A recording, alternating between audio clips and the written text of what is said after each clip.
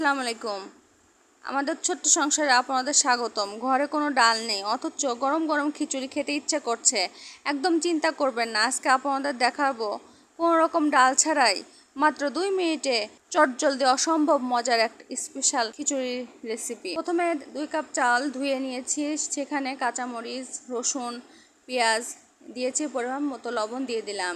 আমার এই খিচুড়ি রান্নাটা আমার ছোট বাচ্চা থেকে শুরু করে সবাই পছন্দ করে আলহামদুলিল্লাহ। দেখেন, তারপরে আমি সম পরিমাণ মতো হলুদের গুঁড়া দিয়ে দিচ্ছি। আপনারা আমাদের চ্যানেল ভালো লাগলে লাইক করে, কমেন্ট করে, শেয়ার করে, সাবস্ক্রাইব করতে ভুলবেন না। দিয়ে দিয়েছি সজের গুঁড়া, বলতে এটা ধনিয়ার গুঁড়া বোঝায়। যাই হোক, তারপর সামান্য কিছু মরিচের গুঁড়া দিয়ে দিলাম। তারপর একটা ম্যাজিক মশলা দিয়ে দিলাম, সেটা হচ্ছে গরম মশলা। এই গরম মশলাটার কারণে খিচুড়িটা আরও সুন্দর স্বাদ লাগবে। ঘরোয়া উপকরণে ডাল নেই, কি করব।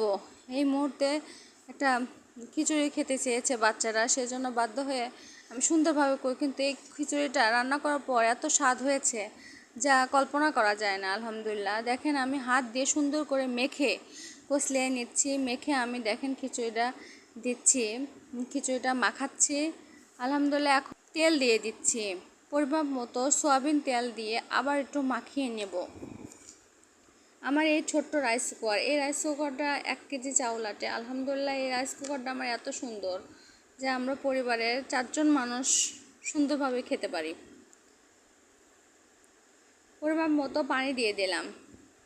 তারপর রাইস কুকারে খিচুড়ি রান্না খুবই স্বাদ। তারপরে আমি রাইস কুকারে ঢাকনাটা ঢেকে দিয়ে আমি সুন্দরভাবে দেখেন আমার ছোট্ট পুস্কু রাইস কুকারে আমি দিয়ে দিচ্ছি আলহামদুলিল্লাহ। আমি দিয়ে দিলাম, তারপর কিছুক্ষণের মধ্যে ইনশাল্লাহ হয়ে গেছে। আমি ওর ভিতর 3টা ডিম দিয়ে দিয়েছি, যেহেতু আপনাদের ভাইয়া অফিসে গেছে, এখন এই মুহূর্তে বাচ্চারা খাবে, সেজন্য 3টা ডিম দিয়ে দিয়েছি। সবাই ভালো থাকবেন, আমাদের জন্য দোয়া করবেন। আলহামদুলিল্লাহ, আমার খিচুড়ি রান্না হয়ে গেছে। সুবহানাল্লাহ। আল্লাহ হাফেজ।